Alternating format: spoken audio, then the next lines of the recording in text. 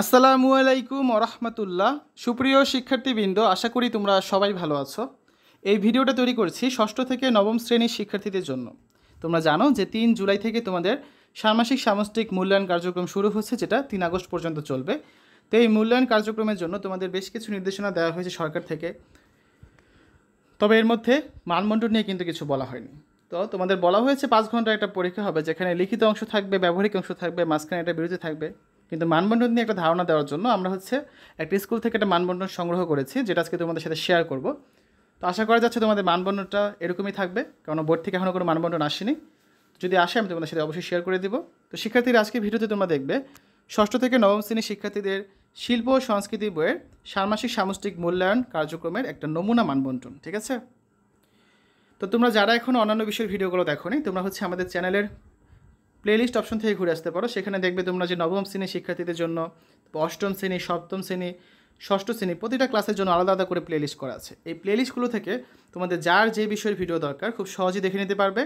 এখানে প্রত্যেকটা বিষয়ের জন্য আলাদা আলাদা করে নমুনা প্রশ্নপত্র দেওয়া আছে। এছাড়া প্রতিটা অধ্যায়ভিত্তিক সাজেশন দেওয়া আছে উত্তরসহ। তোমরা এগুলো পড়ে পরীক্ষার জন্য ভালো একটা প্রিপারেশন নিয়ে পরীক্ষার হলে যেতে পারবে। ঠিক আছে? তো শিক্ষার্থীরা, প্রথমে আমরা দেখব ষষ্ঠ থেকে অষ্টম শ্রেণীর শিক্ষার্থীদের ষান্মাসিক সামষ্টিক মূল্যায়নের নমুনা মানবন্টন শিল্প ও সংস্কৃতি বইয়ের। দেখো তোমাদের শিল্প ও সংস্কৃতি পরীক্ষাটা কীভাবে হতে পারে।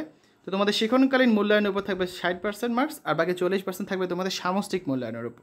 এখন শিক্ষণকালীন মূল্যায়নে 60% মার্কসের মধ্যে তোমরা তো কিছু একক কাজ করেছো। এই 6 মাস যাবৎ অনেক শিক্ষণ অভিজ্ঞতা অর্জন করেছো, তাই না? তো এর মধ্যে কিছু একক কাজ ছিল। তো এটাও কিন্তু 6, 7, 8-এর জন্য, 9-এর জন্য না। 9 এটা আমরা পরে দেখছি। একক কাজগুলোর মধ্যে কী ছিল? তোমরা অ্যাসাইনমেন্ট করেছো, বন্ধু খাতা তৈরি করেছো, বইয়ের ছক পূরণ করেছো ষষ্ঠ এবং সপ্তম শ্রেণীর শিক্ষার্থীরা। তারপর তোমরা গান করেছো, নাটক করেছো, আবৃত্তি করেছো, অভিনয় করেছো, ছবি এঁকেছো, ফিডব্যাক দিয়েছো, কিছু তৈরি করেছো। এই সকল কাজের উপর ভিত্তি করে তোমাকে 20% মূল্যায়ন কিন্তু করা হবে।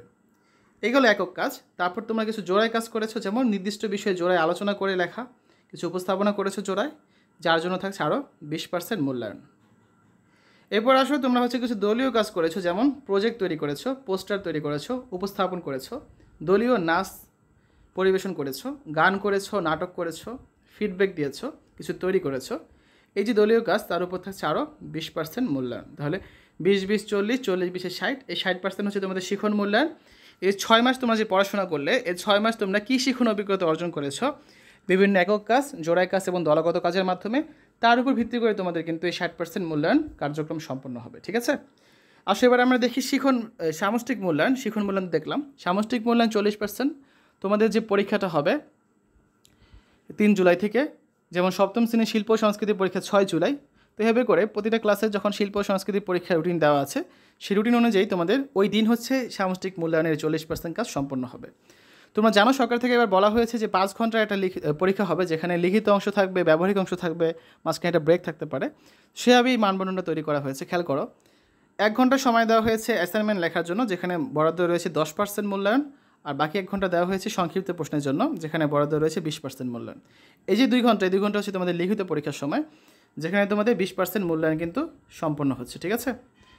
কিন্তু পরীক্ষা তো 40% মূল্যায়ন, বাকি 20% মূল্যায়ন কই যাচ্ছে? একটা বিরতি পাচ্ছ 30 মিনিটের, তাহলে 2.5 ঘন্টা শেষ।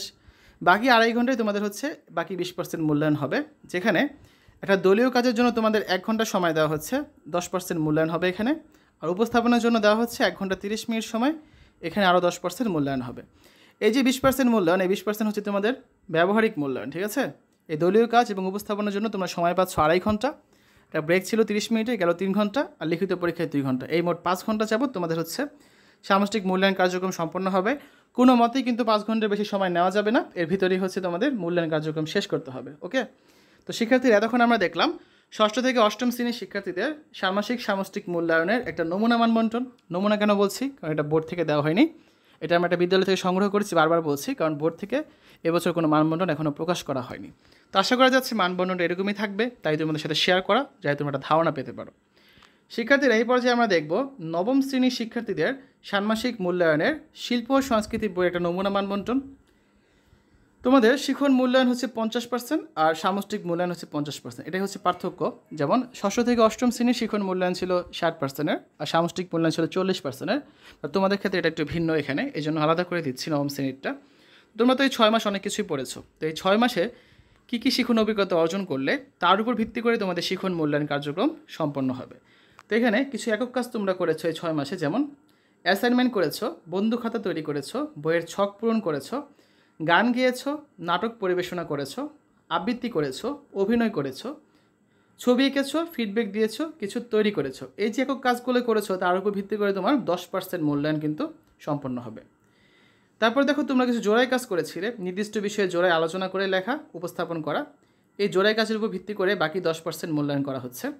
তাহলে 50%-এর মধ্যে শিখন মূল্যায়নে একক কাজ আর জোড়াই কাজে গেল 20%, এখনও 30% বাকি। এই যে বড় একটা অংশ, এই 30% মূল্যায়ন করা হবে তোমাকে দলীয় কাজের উপর ভিত্তি করে। এখন দলীয় কাজ তোমরা কী কী করেছিলে দেখো, তোমরা কিছু প্রজেক্ট তৈরি করেছো, পোস্টার তৈরি করেছিলে, উপস্থাপন করেছিলে, দলীয় নাচ পরিবেশন করেছিলে, গান করেছো, নাটক করেছো, ফিডব্যাক দিয়েছো, কিছু তৈরি করেছো।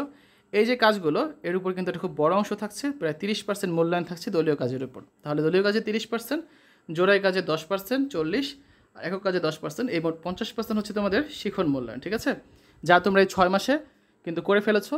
এই 6 মাসের শিখন অভিজ্ঞতা ভিত্তিক তোমাদের যে অভিজ্ঞতাগুলো, তার উপর ভিত্তি করে কিন্তু এই 50% মূল্যায়ন হচ্ছে। আসো এবার আমরা যে সামষ্টিক মূল্যায়নে 50% মূল্যায়নটা হবে তোমাদের যেদিন পরীক্ষার তারিখ দেওয়া আছে রুটিন অনুযায়ী, সেই তারিখে। অর্থাৎ তোমাদের 5 ঘন্টার একটা পরীক্ষা হবে, সরকার থেকে বলা হয়েছিল। সেই 5 ঘন্টার পরীক্ষায় তোমাদের এই বাকি 50% মূল্যায়ন করা হবে। তো 5 ঘন্টা পরীক্ষার মধ্যে লিখিত অংশের জন্য সময় দেওয়া হচ্ছে 2 ঘন্টা। এই 2 ঘন্টা সময়ের মধ্যে একটা অ্যাসাইনমেন্ট থাকবে, যার জন্য 10% মূল্যায়ন হবে এবং 1 ঘন্টা সময় পাবে। আর কিছু সংক্ষিপ্ত প্রশ্নের জন্য হচ্ছে আরও 10% মূল্যায়ন হবে, যার জন্য আরও 1 ঘন্টা সময় তোমরা পাবে। এই গেল 2 ঘন্টা সময়। তারপর একটা বিরতি দেওয়া হবে, 30 মিনিটের ব্রেক থাকবে, তো 2.5 ঘন্টা শেষ। বাকি 2.5 ঘন্টায় তোমাদের হচ্ছে প্র্যাকটিক্যাল মূল্যায়নটা করানো হবে বা ব্যবহারিক মূল্যায়ন, যেখানে একটা দলীয় কাজ থাকবে। এই দলীয় কাজের জন্য তোমরা সময় পাবে হচ্ছে 1 ঘন্টা। এখানে বরাদ্দ রয়েছে 15% মূল্যায়ন মার্কস। আর উপস্থাপনের জন্য সময় পাচ্ছ আরও 1 ঘন্টা 30 মিনিট, এখানে বরাদ্দ আছে আরও 15% মূল্যায়ন মার্কস। তাহলে 30% গেল তোমাদের ব্যবহারিক মূল্যায়ন, আর 20% গেল হচ্ছে লিখিত মূল্যায়ন। এই মোট 50% তোমাদের সামষ্টিক মূল্যায়ন, যেটা হচ্ছে তোমরা এই ষান্মাসিক সামষ্টিক মূল্যায়ন পরীক্ষায় অংশগ্রহণের মাধ্যমে অর্জন করতে পারবে। ঠিক আছে, আর সময়টা যদি দেখো 2 ঘন্টার লিখিত পরীক্ষা, আধা ঘন্টা ব্রেক, 2.5 ঘন্টা, আর 2.5 ঘন্টা হচ্ছে প্র্যাকটিক্যাল, এই মোট 5 ঘন্টা সময়। তো শিক্ষার্থীরা, এতক্ষণ আমরা আলোচনা করেছি 6ষ্ঠ থেকে 9ম শ্রেণীর শিক্ষার্থীদের শিল্প ও সংস্কৃতি বইয়ের ষান্মাসিক সামষ্টিক পরীক্ষার বা মূল্যায়নের একটা নমুনা মানবন্টন নিয়ে। এটা নমুনা বলছি কারণ এটা হচ্ছে আমরা স্কুল থেকে সংগ্রহ করেছি, বোর্ড থেকে কোনো মানবন্টন এখনও দেওয়া হয়নি। দেওয়া হলে সেটা তোমাদের সাথে অবশ্যই শেয়ার করে দিব। তো শিক্ষার্থীরা, তোমাদের হচ্ছে যার যে বিষয়ের ভিডিওগুলো দরকার খুব সহজেই আমাদের চ্যানেল থেকে দেখে নিতে পারবে। জাস্ট চ্যানেলে প্লেলিস্টের অপশনে যাবে, প্লেলিস্টে গেলে এখানে দেখবে 6ষ্ঠ থেকে 9ম শ্রেণীর জন্য আলাদা আলাদা করে প্লেলিস্ট তৈরি করা আছে। সেখান থেকে তোমাদের যেসব বিষয়ে ভিডিও দরকার খুব সহজেই তোমরা দেখে নিতে পারবে। তো শিক্ষার্থীরা, সকলে সুস্থতা কামনা করে আজ এখানে বিদায় নিচ্ছি। আল্লাহ হাফেজ।